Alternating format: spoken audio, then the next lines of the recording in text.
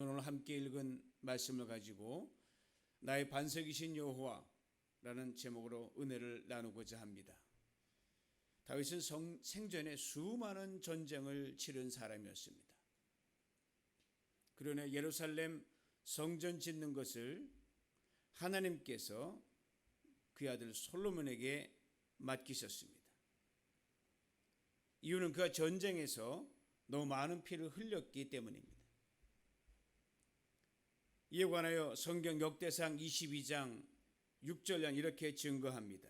다윗이 그의 아들 솔로몬을 불러 이스라엘 하느님 여호와의 성전 건축하기를 부탁하여 다윗이 솔로몬에게 이르되 내 아들아 나는 내 하나님 여호와 이름을 위하여 성전을 건축할 마음이 있었으나 여호와의 말씀이 내게 임하여 이르시되 너는 피를 심히 많이 흘렸고 크게 전쟁하였느니라.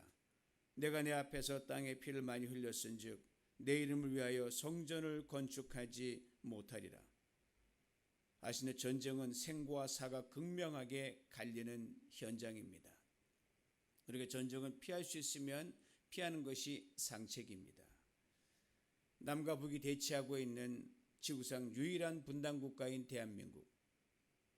엄연히 지금은 평시가 아니라 휴전 상태입니다. 언제고 전쟁이 일어날 가능성이 많다는 말입니다. 한국전쟁 70주년을 불과 얼마 앞두고 탈북자들이 북한으로 보낸 삐라가 빌미가 비어서 일촉즉발의 긴장 국면을 맞이한 것도 이와 무관하지 않습니다. 연평도 직선거리에 있는 북한의 해안포대들이 일제히 문을 열고 언제든 상륙할 태세를 갖추었는가 하면 서울 불바다라는 거친 표현도 다시 등장했습니다. 김정은의 여동생 김여정이 남한의 지도자들에게 입에 담을 수 없을 만큼의 거친 말을 내뱉으면서 이제 내 손을 떠났다. 군대에 맡긴다. 군이 어떠한 도발을 해도 이제는 알아서 해라. 이렇게 으름장을 놓기도 했습니다. 아시는 요즘의 전쟁은요, 과거의 전쟁과는 전혀 판이하게 다릅니다. 전쟁을 해서 이길지 질지, 유리할지 불리할지를 먼저 가늠해 볼 수 있기 때문에 일단 전쟁을 하게 되면 첨단 병기와 테크놀로지를 가진 그 나라가 그렇지 못한 나라에 비해서 이길 승산이 매우 높습니다. 제가 군생활을 하던 시대에도 이미 컴퓨터로 가상 모험 게임을 통해 훈련을 했습니다. 그런데 지금은 훈련의 차원이 상상할 수 없을 정도로 진보가 되어 있음에 틀림없습니다. 그러니까 남한과 북한 간에 만약 전쟁이 일어난다고 하면 결과는 어떻게 될지 이미 나와 있는 것으로 알고 있습니다. 그렇지만 당사자인 남한과 북한의 인명피해는 상상할 수 없이 많은 정도로 피할 길이 없습니다. 그러기에 이 땅의 전쟁은 결코 있어서는 안 됩니다. 강대국들이 이권 다툼의 현장으로 전락하는 걸 우리는 결코 볼 수 없기 때문입니다. 그렇게 되면 이 민족에는 더 이상의 소망도 없고 다시는 일어날 수 있는 힘을 가지지 못하게 될 것입니다. 그럼 우리가 나라와 민족을 위해 끊임없이 기도해야 되는 이유가 바로 여기 있습니다. 오늘 본문에 바로 다윗의 기도가 나옵니다. 그가 왕으로 재임하던 그 시절, 마지막 전쟁을 수행했던 그 순간에 기록했던 그때 드렸던 기도로 알려져 있습니다. 다윗이 통일 이스라엘 왕국을 세우기 위해 주변 경제를 완전히 확정짓기 위해서 암몬 족속과 마지막 전쟁을 치릅니다. 바로 이 전쟁을 위해 출정하기 직전에 드렸던 기도입니다. 싸움과 전쟁 피할 수 있으면 피하는 게 제일 좋습니다. 그렇지만 인간 역사를 회고해 볼 때 어디 전쟁이 없었던 날이 거의 없을 정도로 불과 한 300여일밖에 안 될 정도로 끊임없이 크고 작은 전쟁들이 국지전에서 또는 전면적으로 일어나기도 했습니다. 피하려고 해도 피할 수 없는 것이 전쟁입니다. 그리고 어차피 싸워야 할 전쟁을 하면 승리하지 않으면 그 결과는 상상할 수 없이 비참하게 반드시 이겨야 합니다. 암몬과의 전쟁은 다윗이 결코 원했던 전쟁이 아니었습니다. 다윗이 생전에 암몬을 다스리던 왕과 설린 관계에 있었습니다. 어느 날 갑자기 암몬의 왕이 세상을 떠났습니다. 그리고 그의 아들 한운이라는 사람이 아버지의 뒤를 이어 통치를 하게 되었는데, 다윗 왕이 그 통치 시절 자신에게 선대했던 암몬 왕을 생각하면서 조문단을 보내 위로하려고 했습니다.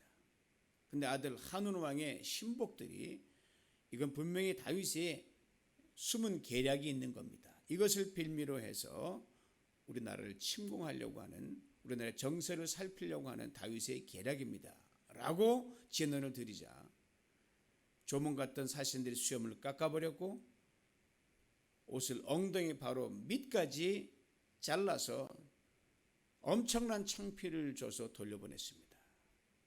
그리고 암몬 족속이 이 일을 계기로 해요 이스라엘과 큰 전쟁을 치르게 됩니다. 바로 암몬과 아람 연합군과의 전쟁이 막 시작되기 직전에 다윗이 하나님께 기도를 드렸습니다. 그게 세 부분으로 나누어집니다. 먼저 1절로 2절, 지난 시절 하나님께 수많은 전쟁과 위협에서 자신을 건지신 하나님을 회고하는 기도입니다. 그 다음은 3절에서 11절로 이 하나님께서 오늘 이 전쟁에서 동일한 구원을 베풀어 달라고 간구합니다.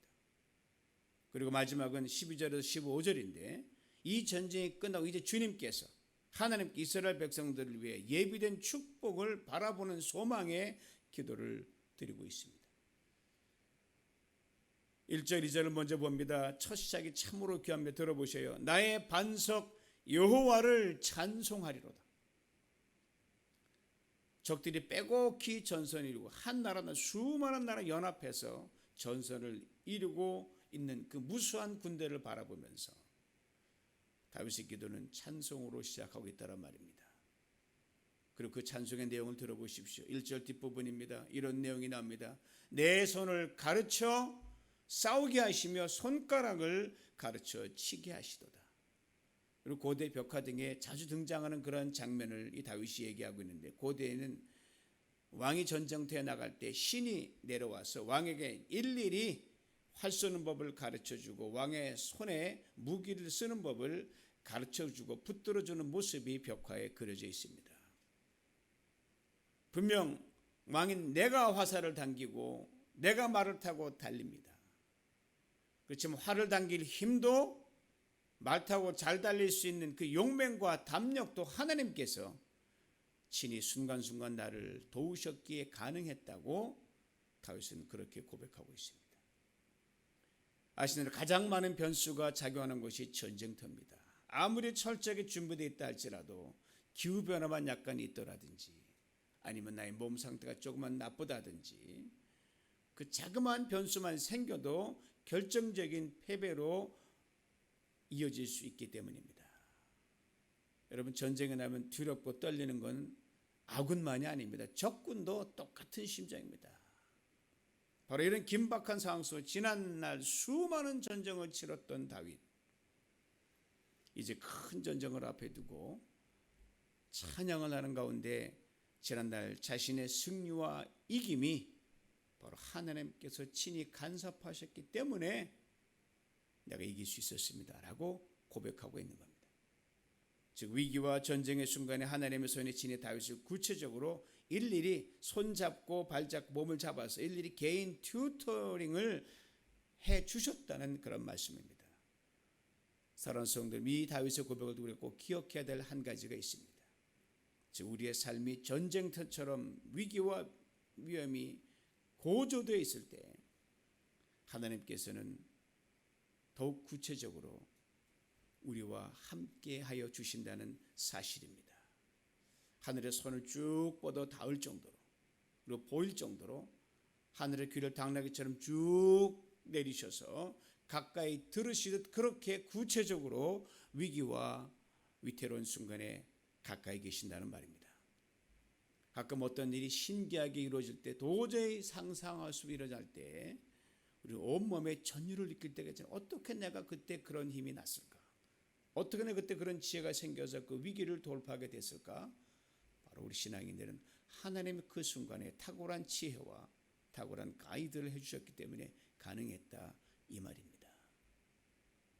바로 그때가 하나님의 보통 때와는 달리 특별한 튜터링을 할 때입니다. 이 하나님은 다윗은 이렇게 구체적으로 나열하면서 고백하는 7가지로 고백합니다. 첫째로 하나님은 나의 인자십니다. 둘째, 하나님은 나의 요새십니다. 셋째로 하나님은 나의 산성이십니다. 넷째로 하나님은 나를 건지시는 자십니다. 다섯째, 하나님은 나의 방패입니다. 여섯 번째, 하나님은 나의 피난처십니다. 이 그냥 순서 없이 된 게 아니라 그 고백의 순서를 보면 참 의미가 있습니다. 하나님의 인자를 제일 먼저 고백하고 있기 때문입니다. 즉 하나님 나를 사랑하셨기에, 하나님 나의 긍휼과 자비를 베풀어 주셨기에 가능한 일이었다고 선포하는 겁니다. 그리고 7번째 고백을 들어보셔요. 2절 마지막 부분입니다. 내 백성을 내게 복종케 하시는 하나님. 이게 얼마나 귀한 고백인지 아십니까? 아신 대로 사람들의 인심이란 대체로 내가 잘 나갈 때 그때만 효력이 있습니다. 내가 예전 같지 않을 때, 내가 무명의 존재로 돌아갈 때는요, 여전히 동일하게 나를 대하고 그렇게 후대하냐? 천만의 말씀입니다. 결코 쉽지가 않습니다. 그들이 당신이 어떤 지위에 있을 때나 아닐 때는 내가 늘 한결같은 마음으로 당신 곁에 있으리라고 호언장담하지만 전혀 뜻밖의 일로 상황이 벌어지고 배신할 때도 또 얼마나 참으로 많습니까? 멀리 갈 필요 있나요? 2000년 예수님께 땅에 계실 때 그렇게 사랑하고 그렇게 3년 동안 한솥에 밥을 먹고 동고동락 같이 했던 제자들이 예수님으로부터 도망간 거 보면 우리가 알 수가 있습니다. 이런 점 다윗은요 참으로 인복이 많았던 사람 같아요. 그의 왕위가 풍전등화에 놓여서 이제 나라가 이제 경각간에 있고 이 다윗이 왕위에서 쫓겨날 그런 위기에 있을 때 다윗과 생사를 같이 했던 용사가 무려 400명가량이나 됩니다. 끝까지 그와 함께 있습니다. 위기에 있는 사람, 더 이상 힘이 없는 왕과 함께 한다는 것은 왕이 멸망하는 건 물론이거니와 그 왕을 도왔던 그 신하들의 가문도 끝장난다는 걸 의미하기 때문입니다. 그럼에도 다윗의 용사는 끝까지 함께 있고 훗날 다윗의 나라를 견고히 세우는 데까지 함께 했습니다. 이것을 다윗이 지금 고백하고 있는 겁니다. 이렇게 풀어 설명할 수 있을 것입니다. 하나님 그 위기 속에서 왕으로서의 프라이드를 지킬 수 있도록 그 고난의 깊은 시면 속에서 나를 따르는 자들의 사랑을 이토록 받게 하셨습니다. 그러므로 오늘 다윗의 이 고백을 통해서 우리도 또 늘 기억해야 할 것이 하나가 있습니다. 즉 선한 사람과는 끝까지 함께 가는 진정한 이웃이 되어주는 것이 얼마나 중요한지 모른다는 사실입니다. 꼭 어려움과 공경, 모함과 오해를 당할 때에도 꿋꿋이 함께 갈 수 있는 용기와 배려, 그리고 심지 굳은 깊은 마음의 사람이 된다는 것 쉽지 않지만 그것이 바로 그리스도인의 길이고 하나님 믿는 사람들의 나아갈 애티튜드입니다. 세상에서도 대체로 이렇게 되면 복을 받거든요. 하나님께는 당연히 복받지 않겠습니까? 이어지는 다윗의 고백을 들어보시기 바랍니다. 3절에 4절입니다. 여호와여 사람이 무엇이간데 주께서 저를 알아주시며 인생이 무엇이간데 저를 생각하시나이까. 사람은 헛것 같고 그의 날은 지나가는 그림자 같으니이다. 시편 8편에도 이와 동일한 고백이 기록되어 있습니다. 이미 1절 2절에서 수시나 날 수많은 전쟁과 위기 속에서 지켜주시고 참으로 귀한 사람들이 목숨 걸고 자기 곁에 그들은 머물도록 사람의 복을 주신 하나님을 고백하면서 내가 과연 그런 복을 받을 자격이 있나? 내가 과연 그런 사람인가를 돌아보는 겸손한 고백입니다. 바로 목숨 건 전쟁터에 나가면서 말입니다. 그 고백에 담긴 진심은 이것입니다. 하나님, 나는 당신이 알아줄 만한 존재가 결코 아니었습니다. 그럼에도 불구하고 저를 알아주셨습니다. 하나님, 나는 당신이 생각해 줄 만한 인생이 결코 아니었습니다. 그럼에도 불구하고 저를 이처럼 생각해 주셨습니다. 이름 없는 목동 시절에서 지금 한나라의 임금이 되어 있지만 정말 사람 아무것도 아닙니다. 그 사는 생명의 시간도 스쳐 지나가는 그림자처럼 휙 지나갑니다. 시편 90편의 모세의 기도처럼 한밤에 찰나적인 경정과도 같고 지난 모든 날들을 돌아보아도 도대체 자기 같은 사람을 하나님이 알아주셨고 생각해 주셨다는 그 자체만으로 누릴 것 다 누렸다는 겁니다.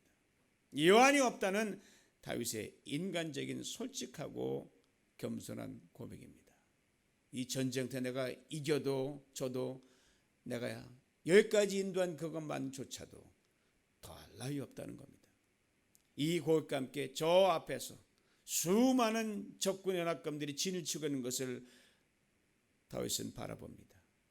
그리고 이렇게 하나님의 구원과 간섭하심을 간절히 구합니다. 오늘의 11절인데 이 내용을 압축하면 이런 것들입니다. 초자연적인 하나님의 능력을 구하고 있어. 들어보세요. 첫째로 하늘에서 직접 내려와 주옵소서. 둘째로 산을 흔들어 연기가 나게 하옵소서. 셋째로 번개를 바라게 하옵소서. 넷째로 전능자의 화살을 하늘에서 쏘아 주옵소서. 다섯 번째로 위에서 하나님의 큰 손을 펴서 이 전쟁의 현장을 덮어 주옵소서. 하나님이 당신의 백성을 구하신 지난날의 초자연적인 사건들이 있었다는 것 다윗은 너무너무 잘 알고 있었습니다. 출애굽부터 가나안까지, 가나안에 정착하며 살기까지 전 과정을 또 하나님이 어떻게 간섭하셨는지를 다윗은 다 기억하고 있습니다. 신묘막측하게 기이하게 간섭하셨거든요. 이와 동일한 파워와 간섭으로 지금 하나님이 전장의 그 현장에서 나를 구원해 달라는 다윗의 구구절절한 기도입니다.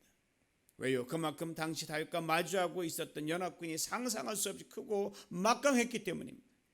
너무너무 큰 규모였기 때문에 다윗 자기가 아무리 역전의 용사를 할지라도 자기 현재 힘으로는 감당할 수도 없고 이길 수도 없었기 때문입니다. 중과 부적의 상태였습니다. 고려와 세월의 싸움이었습니다. 그러나 다윗은 그 사이에서 간섭하시는 전능하신 하나님을 신뢰합니다. 그리고 이렇게 고백합니다. 9절이에요. 하나님이여, 내가 주께 새 노래로 노래하며 10줄 비파로 주를 찬양하리이다. 새 노래라고 했습니다. 이거 참으로 귀합니다. 우리가 하나님께 감사하는 것, 매일 새로워져 하듯이 우리가 하나님께 노래하는 것도 언제나 새 노래가 되어야 함을 일깨워 주기 때문입니다. 어제 은혜에 감사해서 우리가 찬양을 드렸다면 오늘의 은혜에 맞는 새로운 감격에 넘치는 찬양을 또 불러야 한다는 말입니다. 그러면 새 노래라는 단어 속에 다윗의 대단한 긴장감과 각오가 담겨져 있다는 것, 그리고 그 간절한 소망이 그 안에 담겨져 있다는 것을 우리는 놓쳐서는 안 됩니다. 지난간 날의 전쟁에 다윗은 승전가를 수도 없이 불렀던 사람입니다. 다윗이 이긴 자는 만만이요 사울이 이긴 자는 천천. 백성들이 그 노래를 지어서 부를 정도로 수많은 전쟁에서 승리도 승리했던 그 길에 승전가를 수도 없이 불렀던 그였습니다. 그러나 그 어떤 승전가도 동일한 것이 하나도 없었습니다. 아시는 한 전쟁에서 승리했다는 것이 또 다른 전쟁의 승리를 보장해 주는 것이 결코 아니었기 때문입니다. 이걸 다시 너무너무 잘 알고 있었습니다. 그래서 오늘 이 전쟁에서 혹 죽게 되면 자신은 산자의 땅에서 결코 다시 새로운 승전가를 부를 수 없게 된다는 것.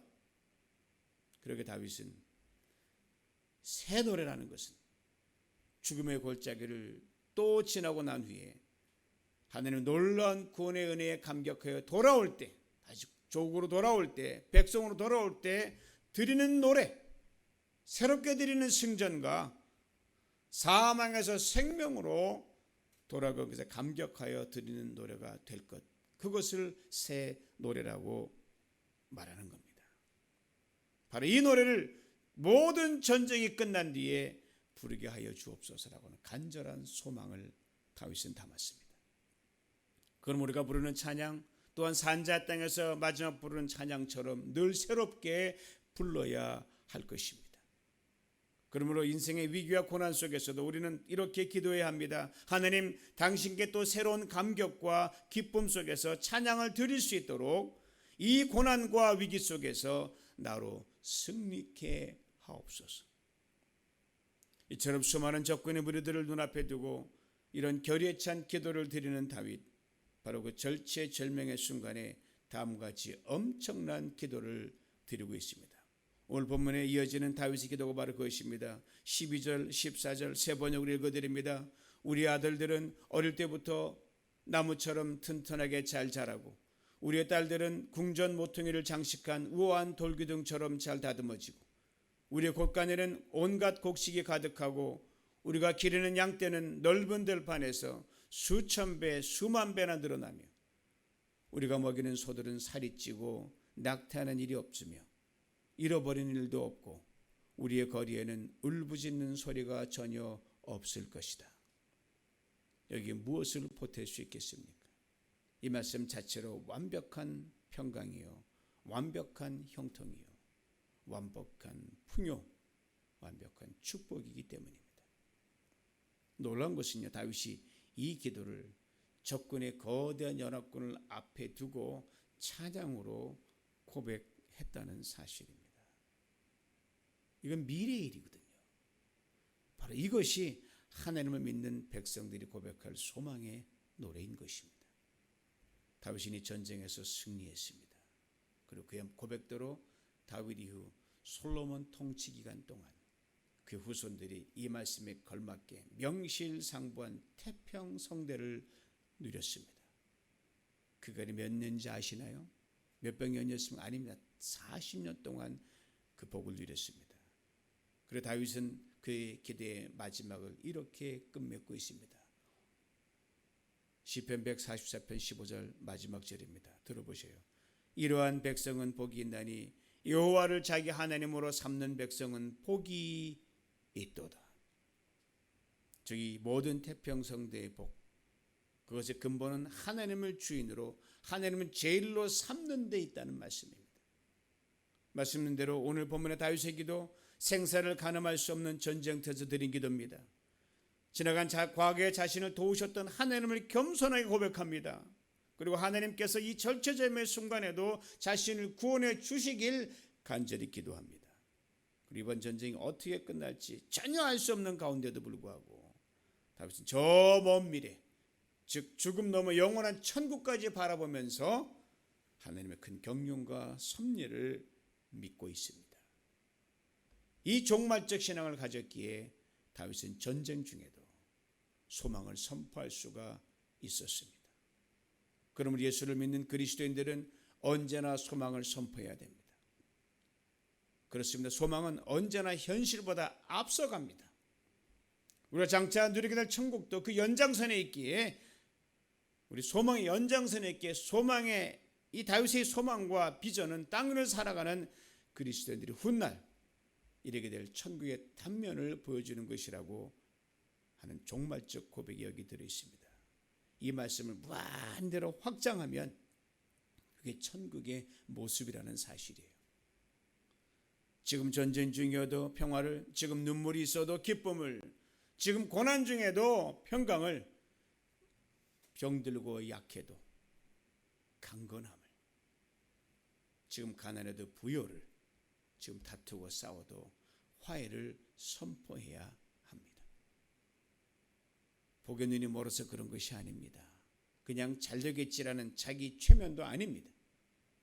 하나님을 믿기에, 주님이 함께 하심을 알기에, 하나님께서 우리 모든 상황을 합력하여 선을 이루실 것을 믿기에 비록 이 종말적 신앙 안에서 우리 삶에서 그 어떤 시간도 은혜하는 것이 하나도 없으며 복으로 가는 과정에 하는 것이 하나도 없기 때문입니다. 비록 총성과 포성 소리는 들리지 않지만 전쟁터는 방불케 할 정도로 생존경이 치열한 것이 여러분과 제가 살고 이민자의 삶입니다. 일상의 걱정과 염려로부터 소수민족으로 겪어야 하는 눈물겨운 사연, 그리고 직장과 사업, 인간 관계에까지 크고 작은 긴장의 연속이 이민자의 삶입니다. 딱 이민자가 아니더라도 이 방송을 듣고 계시는 여러분들 삶이라는 것이 어디 만만치 않다는 것 우리 경험을 통해서 잘 알고 있지 않습니까? 게다가 우리 모두는 지금 지구촌을 뒤흔들고 있는 팬데믹으로 사면 초과의 상태입니다. 이번 미국은 선진국 강대국의 체면을 구길 정도로 코로나 바이러스에 취약한 나라가 되어버리고 말았습니다. 강한 군대도 강한 경제도 강한 정부의 체제도 결코 우리에게 진정한 구원과 소망이 되지 못한다는 것, 이걸 그 어느 때보다 우리는 실감하고 오늘을 살아가고 있습니다. 이 현실과 실시간으로 마주하면서 이 아침에 스크린 앞에 앉아 계신 사랑하는 성도 여러분, 이 아침에 소리 높여 외쳐보십시다. 나의 반석 여호와를 찬송하리로다. 힘차게 외쳐보실까요? 나의 반석 여호와를 찬송하리로다. 바다의 모래알처럼 진치고 있는 곳 전지오는 적군의 연합군을 바라보면서 생사를 건 전쟁터에서 오직 하나님께 집중하여 소망의 끈을 놓지 않았던 다윗을 기억할 수 있기를 원합니다. 그리고 다윗의 마지막 고백을 여러분과 제 고백으로 힘차게 선포하십시다. 여호와를 자기 하나님으로 삼는 백성은 복이 있도다. 여호와를 자기 하나님으로 삼는 백성은 복이 있도다. 우리의 고백을 주님이 들으시고 오늘과 지나가는 위기의 시간과 상황에서 주님께서 우리에게 기이한 도우심이 되어주실 줄 믿습니다. 우리에게 매일 매순간 특별한 은혜와 축복으로 절묘하게 부어주실 줄 믿습니다. 이 은혜를 풍성히 받아 누리시길 주님의 이름으로 축원합니다. 주님, 사람이 무엇이기에 당신의 형상을 닮은 자로 만드셨는지요? 감사합니다.